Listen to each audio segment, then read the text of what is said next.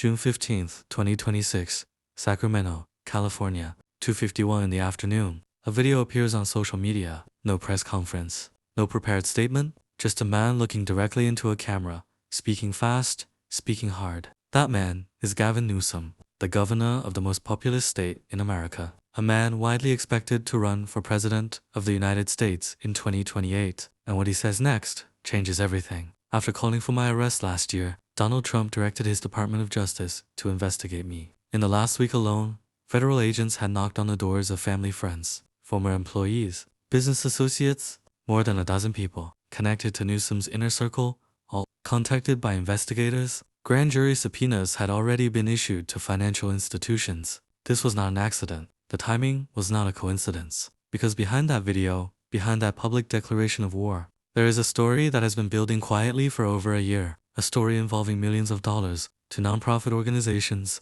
a convicted felon who once ran his office, a video game company, a fired state attorney, and the most consequential political question in America right now was the most powerful. Democrat outside the White House, just targeted by his own government? Or did the money trail lead investigators straight to his door? But to understand how we got here, we need to go back to early 2025. That is when the U.S. Attorney's Office in Sacramento, California, operating within the Eastern District, quietly opened a federal investigation. According to multiple sources cited by multiple outlets, including CNN and MS Now, the DOJ's Public Integrity section began examining the tax filings of Jennifer Siebel Newsom, the governor's wife. Jennifer Siebel Newsom is not a background figure. She is a filmmaker, a public advocate, and the founder of two nonprofit organizations, the Representation Project, which she launched in 2011 to challenge gender stereotypes in media, and the California Partners Project, a Sacramento-based nonprofit focused on gender equity. Both organizations are at the center of this federal probe.